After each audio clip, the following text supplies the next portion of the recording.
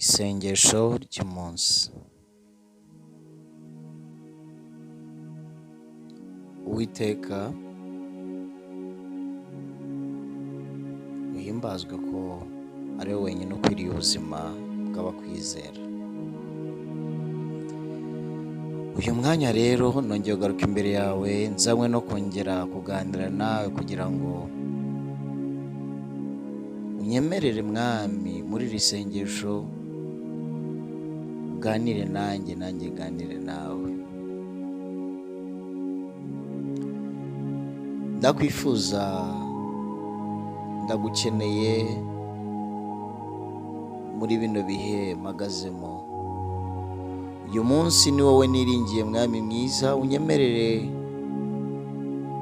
ubanemo nanjye,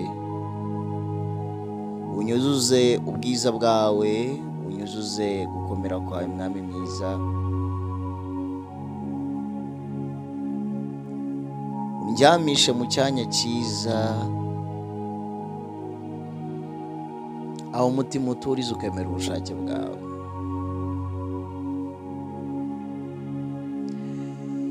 Mwami mwiza, ndacyakwinginga ngo umfate ukuboko ugendane nanjye mu bihe nsohoyemo, kandi ndizera neza ko mwami nta ntwaro n'imwe izigera intsinda.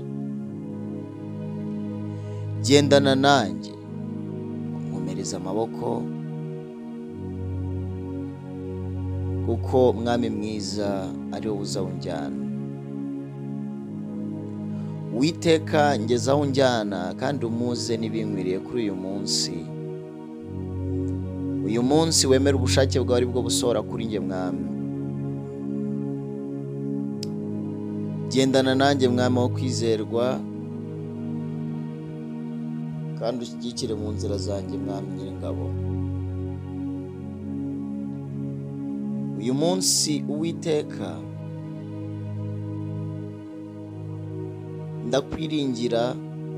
ndakwiringiye mwami.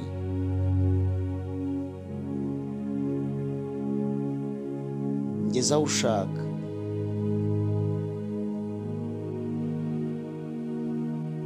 wenda ingabo nini ntoya kugira ngo urwanirire, kandi mwami mwiza urwanye ibindwanya byose.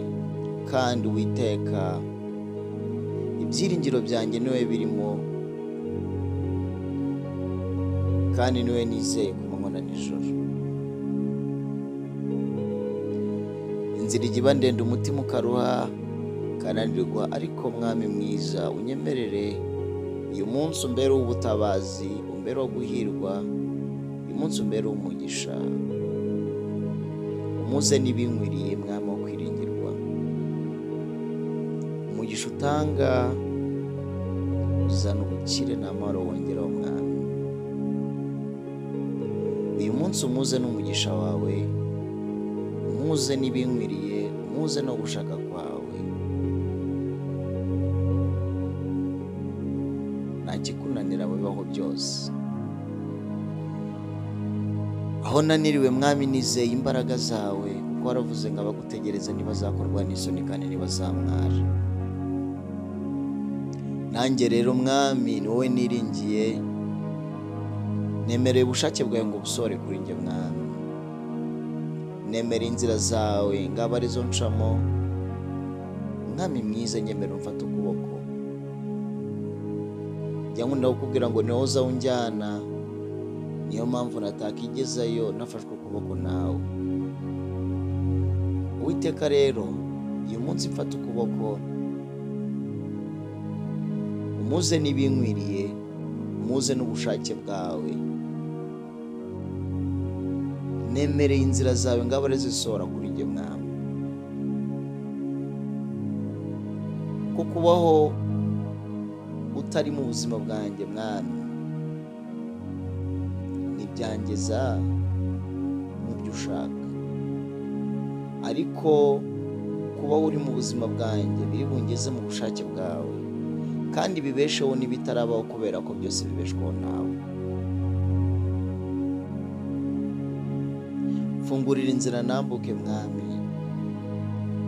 fungura inzugi zose ninjire, muzane ibinkwiriye mwami. Umutima urakunze ufata ukuboko mwami, umutima urakunze ugeze aho ushaka, niwe niringira.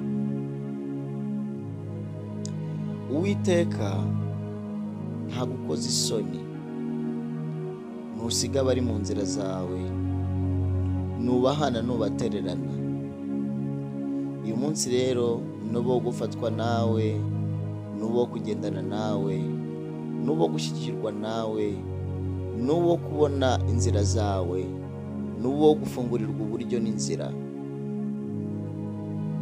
Nakiriye kubaho biturutse muri wowe, nakiriye ubuzima butangwa nawe, kandi umugisha utanga Kristo ndawemereye ngusorera kuri njye mwami.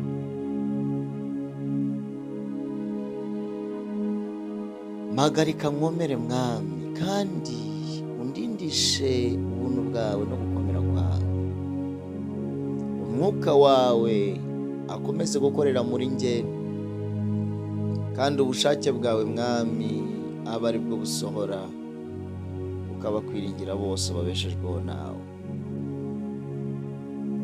Igihe kimwe waranditse waravuze ngo nimuguma muri njye amagambo yanjye akaguma muri mwe, musabe icyo mushaka cyose muzagihabwa. Nanjye kubera ko ndi muri wowe mwami, niyo mpamvu nsaba n'ibidashobokera abana b'abantu, mwizera ko mbihabwa kubera ko ndi mu izina rikomeye rihesha ibyo abantu batabona, rihesha ibyo abantu badashoboye. Uwiteka rero ndagushimiye yuko wumvishe gusenga kwanjye. Nakiriye kubaho, nakiriye inzira zawe muri uyu munsi, nakiriye kunesha, nakiriye kubaho Kristo.